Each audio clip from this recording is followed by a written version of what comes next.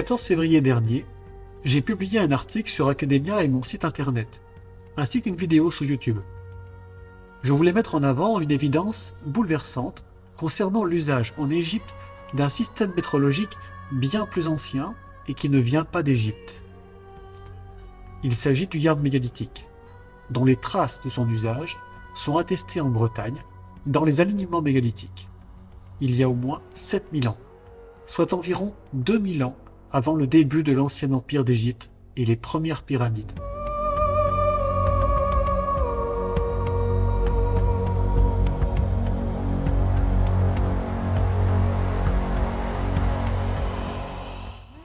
Cette unité de mesure, contre toute attente, était connue et employée par les Égyptiens. Elle était même probablement un des secrets les mieux gardés depuis la nuit des temps. Les Égyptiens ont certes utilisé la coudée royale comme outil de mesure, mais pas seulement. Outre le mètre ancien, dont la valeur se confond avec la définition moderne du mètre, ou les mesures anglaises, les savants égyptiens ont encodé la valeur du yard mégalithique de manière évidente et primordiale. Ainsi, le 14 février, j'avais donné des éléments nouveaux, permettant d'asseoir cette évidence. Or, il y en a d'autres. Voici les principales découvertes que nous avons faites. Nous, je parle ici des chercheurs autonomes, dont je fais partie. Je les cite avant d'exposer ces preuves. Alexander Thom, le découvreur de cette métrologie mégalithique. Rotlander et Howard Crowhurst, qui ont apporté de nouvelles preuves, tout en affinant la valeur de la mesure du yard mégalithique. L'archéologue Eun McQueen, qui rapporte aussi de nouvelles preuves pour soutenir les découvertes du professeur Thom. Des internautes passionnés qui partagent leurs trouvailles tout azimut, à l'image de Charlemagne et Éric le Saint. Et moi-même, en tant que passionné et curieux de la métrologie ancienne. Allez, je reviens à toutes ces découvertes. Rappelez-vous de ce que nous avions dit dans la vidéo du 14 février. Les dimensions de la Grande Pyramide peuvent aussi se mesurer en yards mégalithiques, ou en toises de 2,5 yards, tel que l'avait découvert le professeur Thom. Par exemple, la base de la pyramide mesure 277,7 yards mégalithiques ou 111,1 toises.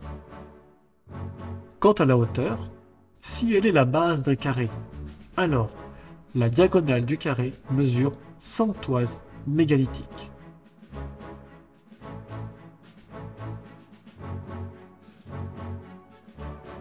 Et plus dingue encore, si cette même hauteur de la pyramide est le côté d'un cube géant, alors la diagonale du cube mesure 10 000 pouces anglais. C'est comme si la Grande Pyramide avait été conçue pour être un étalon métrologique de plusieurs unités de mesure en même temps. On retrouve des multiples du yard mégalithique et de la toise dans les longueurs des couloirs et les positions des chambres de la Grande Pyramide.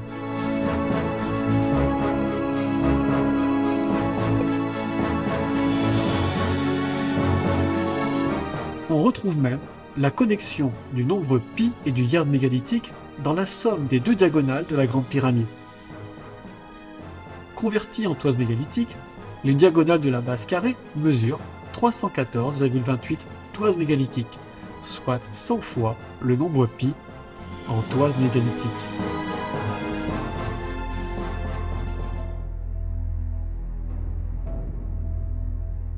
Mais le plus incroyable réside dans l'emplacement de la Grande Pyramide à l'échelle géodésique, c'est-à-dire à l'échelle de la Terre. La distance entre le centre de la Grande Pyramide et l'équateur mesure exactement 4 millions de yards mégalithiques. Oui, l'emplacement de la Grande Pyramide sur la Terre a été déterminé pour permettre un étalonnage précis à grande échelle de la valeur du yard mégalithique. La position de la Grande Pyramide permet d'être le marqueur d'un étalon invariable basé sur la taille de la Terre. Nous avons aussi montré qu'à la latitude de la Grande Pyramide, comme la Terre n'est pas exactement sphérique, il y a une déformation des distances. Ainsi, la valeur d'1 degré de méridien à la latitude de la Grande Pyramide est plus grande qu'à la latitude de l'équateur. Quant à la longueur d'1 degré de parallèle, d'est en ouest, il va en diminuant plus on monte vers le nord. En effet, tous les méridiens se rejoignent au pôle. Or, la somme d'1 degré de méridien et d'1 degré de parallèle à la latitude de la Grande Pyramide donne exactement 100 000 toises mégalithiques. Cela confirme sans l'ombre d'un doute que la Grande Pyramide est aussi une sorte de borne géodésique et métrologique.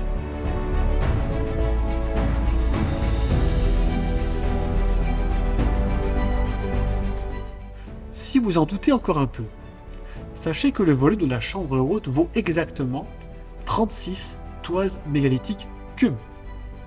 C'est un nombre entier en base 6.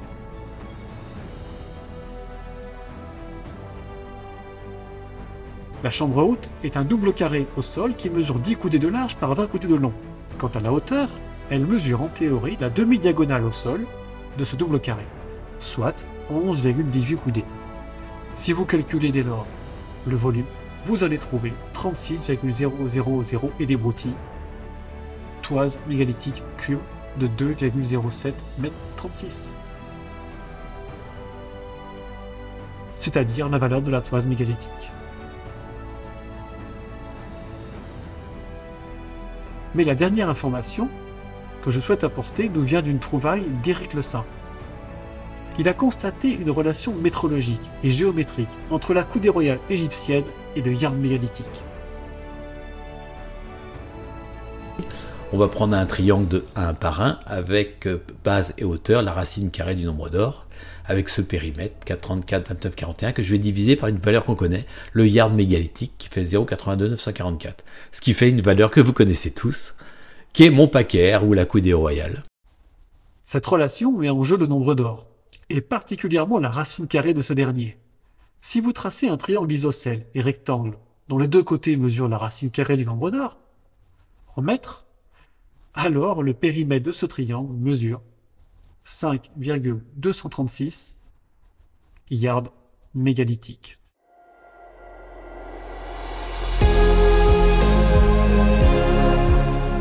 Cette relation est fantastique, car elle fait apparaître les valeurs numériques en mètres du yard mégalithique et celle de la coudée royale. Ce qui implique que ces trois mesures, que sont le mètre, la coudée royale et le yard mégalithique, sont interconnectées, et le nombre d'or est une clé pour les relier.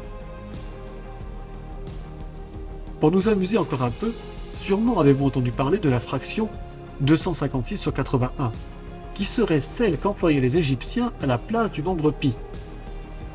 Les égyptologues, dans la grande majorité, pensent qu'il s'agit d'une approximation, car les Égyptiens n'avaient pas réussi à déterminer le nombre pi avec précision.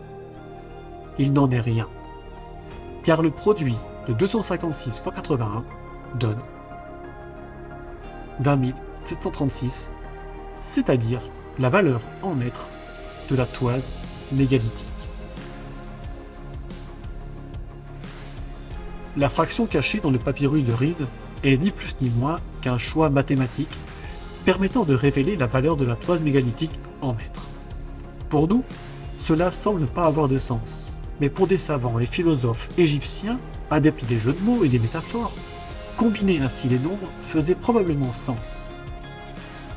Le mètre est en réalité la mesure la plus secrète et la mieux gardée depuis la nuit des temps.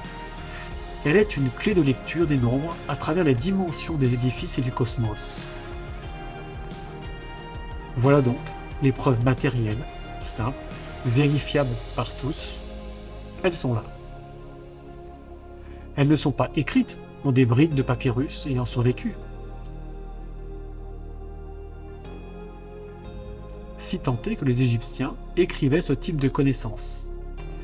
Car l'on sait qu'existaient en Égypte des gardiens des secrets, et dont Pharaon pouvait être l'un des dépositaires. Ces faits sont si précis, si simples, qu'ils ne peuvent en aucun cas être une coïncidence. Les architectes égyptiens ont encodé le yaourt mégalithique dans la Grande Pyramide d'une façon si magistrale et ingénieuse que cela change tout.